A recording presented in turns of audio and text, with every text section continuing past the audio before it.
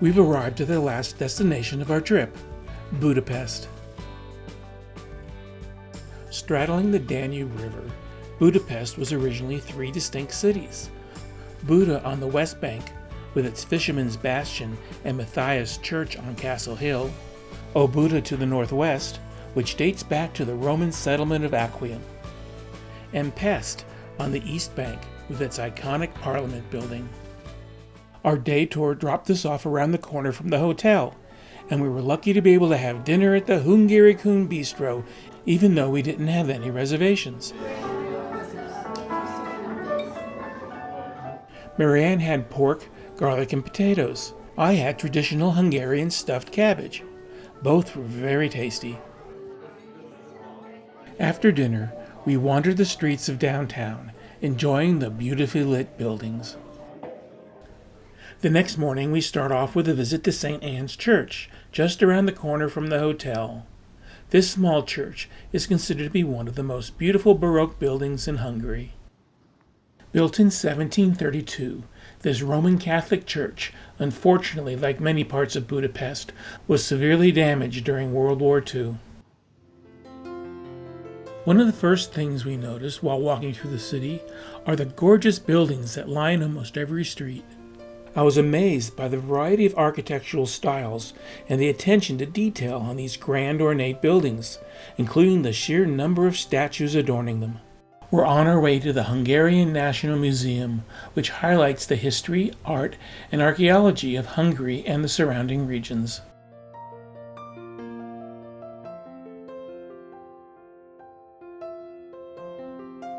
With our love for markets, Central Market Hall is right up our alley for an extended visit and an interesting lunch.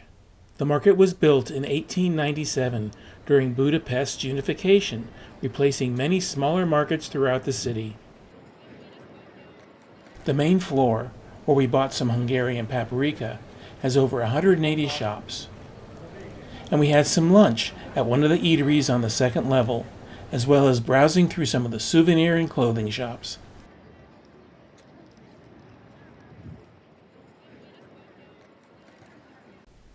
After a short bus ride, we're back near the hotel to visit St Stephens Basilica. The basilica is tied with Parliament at 315 feet as the tallest building in Budapest, a symbolic nod to the equity between church and state. Its construction started in 1851 and took 54 years to complete, partially due to the collapse of the dome in 1868.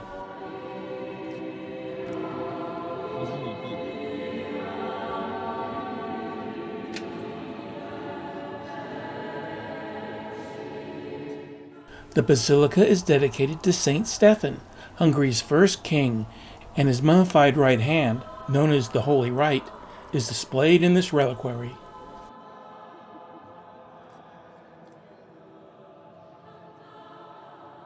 On our way up to the dome's panoramic terrace, we were surprised that the dome featured a double shell design, with an inner dome and an outer dome. Once we were up there, we were treated with gorgeous 365-degree views of Budapest.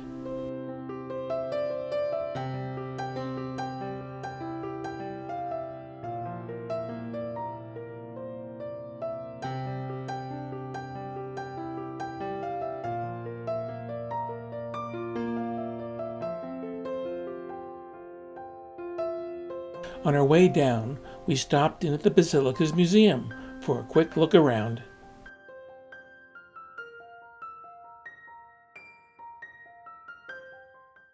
Tonight we're enjoying the spectacular lights of the city from the waters of the Danube on an evening riverboat tour.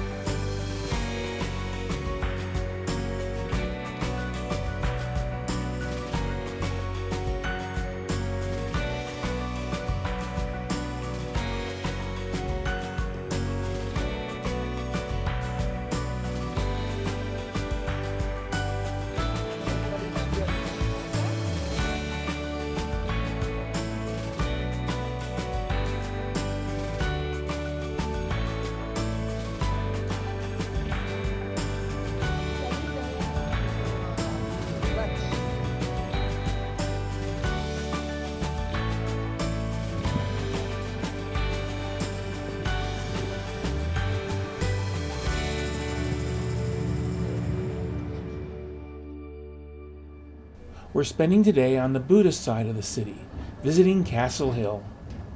We're passing up on the funicular ride up the hill and took a bus instead from the hotel, with a stop just 5 minutes away from the Royal Palace, where we're starting our walking tour. From here, we have a gorgeous view of the river, including St Stephens Basilica. But getting here turned out to be a bit of a challenge. Google Maps kept directing us to walk back down the hill and then up a different path. With our meeting time fast approaching, we ended up taking the long walk back down the hill and up the other side. I think its confusion was because of the large amount of construction. The new buildings are made with modern concrete, but with ornate, neo-Baroque style facades.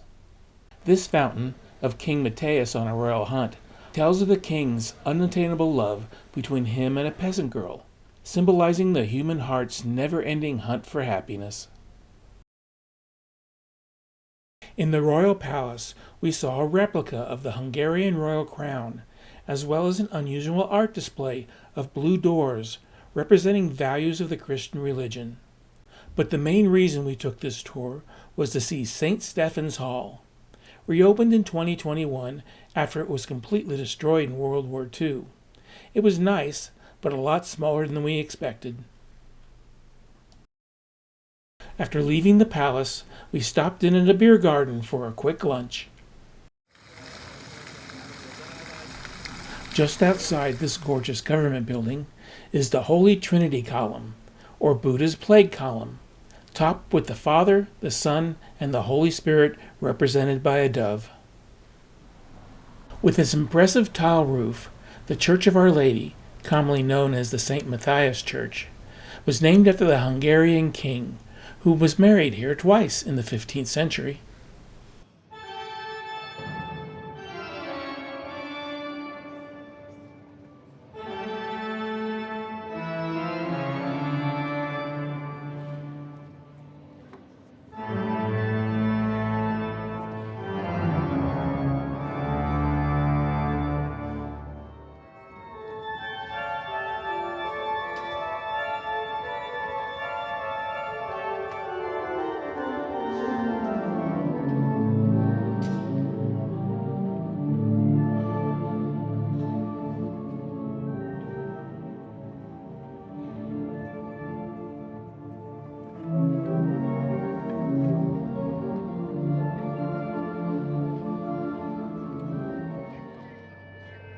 Around the corner is the Fisherman's Bastion, built in the neo-Romanesque style around 1900, in tribute to the fishermen who defended Buda in the Middle Ages.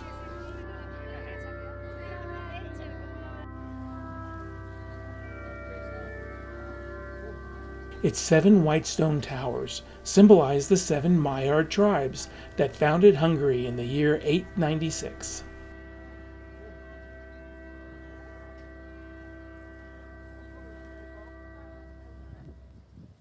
Back near the hotel, I spent some time wandering the lively streets on the pest side of town.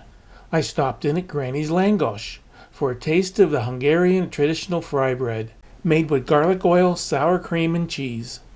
Granny's is family-run and has handed down its traditions for generations. They were very friendly and even threw in a complimentary donut for a sweet dessert. The iconic Hungarian Parliament Building proudly sits on the banks of the Danube. It was built in 1904 in the Gothic Revival style and took 19 years to complete. We're on a somewhat pricey $33 tour, which is over twice the price for citizens of the European Union. Our first stop is the main staircase. These frescoes and statues reflect Hungary's history, and here in the Grand Staircase Hall, they depict justice and governance. The Dome Hall is under high security with no photography. Here we saw the actual Holy Crown and Scepter. This is Parliament's official meeting hall, called the National Assembly Hall. We were told that the hall's acoustics are so precise that members of Parliament can be heard without microphones.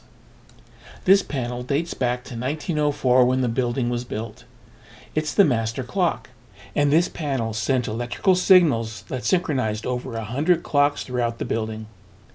It was hand-wound and extremely accurate for the time, being only off a few seconds each month. On our way to the Vajdahunyad Castle, we're passing through Heroes Square. The statues in the two colonnades represent Hungarian leaders and the 7 Magyar tribes. We're passing up on the Museum of Fine Arts, heading into the park, which houses the Museum of Hungarian Agriculture. Across from the museum was this beautiful architectural reproduction of a 13th century abbey church called the Yacht Chapel. The impressive Vajdahunyad Castle, with its mixture of architectural styles, was built in 1896 for Hungarians' Millennium celebration to showcase Hungary's architectural history.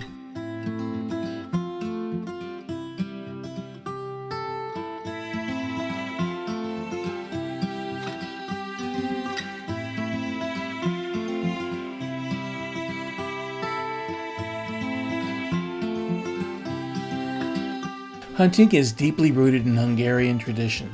The Trophy Hall, part of the Golden Age of Hunting in Hungary exhibit, showcases antlers, taxidermy, and historic firearms used by the common farmer to the Hungarian nobleman. In the cellar is the Viviculture and Winemaking exhibit, with items dating back over 1,000 years. These rural life displays showed the development of agriculture in Hungary over the centuries.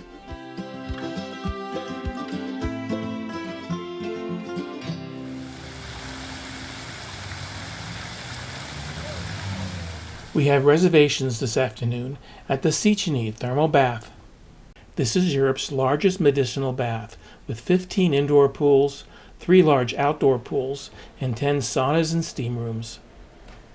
The mineral-rich water that feeds the baths are supplied by 2 thermal springs that produce water at a scalding 169 degrees.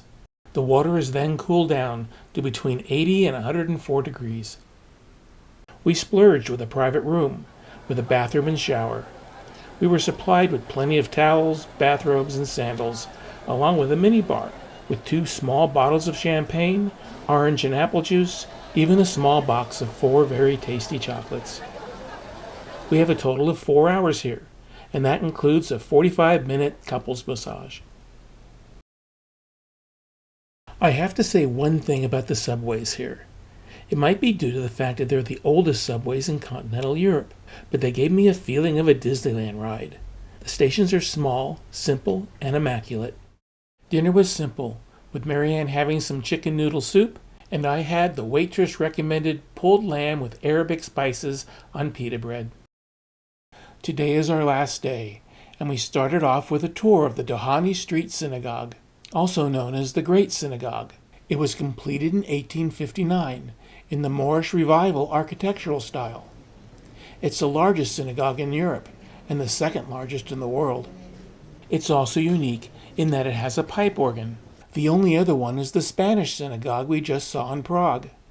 Since playing a musical instrument is considered work, only non-Jews are allowed to play the organ during the Sabbath, and only in the Neologue as opposed to the Orthodox branch of Judaism. Part of the complex is the Heroes Temple. It's used for winter services due to its smaller size and lower cost of heat. Just outside is the Heroes Cemetery, a memorial for those murdered during the Holocaust. This sculpture is the Tree of Life Memorial. It represents a weeping willow with its leaves engraved with Holocaust victims' names. We finish our time off here at the synagogue's Jewish Museum, which has a rich collection of everyday items from the Jewish ghetto, as well as rare religious artifacts. Looking for lunch, we came across the Street Food Caravan, a collection of food trucks tucked away in a small alley. We had some chicken strips before moving on to one of the ruin bars. These establishments started popping up in the 2000s in abandoned buildings, which made it an economical way to open a makeshift bar, using flea market furniture and graffiti art. A lady who had been sitting with us shared some chimney cake she said she made in the class. It was a nice treat to go along with the House Special's Blackberry Currant Honey Beer. Well, it's getting late, and we have a tour scheduled at 3 o'clock at the Hungarian Opera House. Just finishing a major renovation in 2022, The building is lined with 16 muses, and the entrance is guarded by 2 sphinxes. Besides the impressive exterior, the interior is even more breathtaking, with its grand marble staircase, accented with over 15 pounds of gold leaf. The horseshoe-shaped auditorium seats 1,261 and boasts the 3rd best acoustics in Europe, just after La Scala in Milan and the Palais Garnier in Paris. This ceiling fresco is a masterpiece, entitled Apotheosis of Music. It shows Olympus with Apollo, surrounded by figures representing harmony and melody. The tour took us through several reception rooms, all decorated with beautiful ceiling frescoes. And for example, the first 6 people can go tell the glass or not beyond, please, because it's only the Prime Minister's privilege to go beyond it. Please touch. Our tour concludes with a short performance on the main staircase.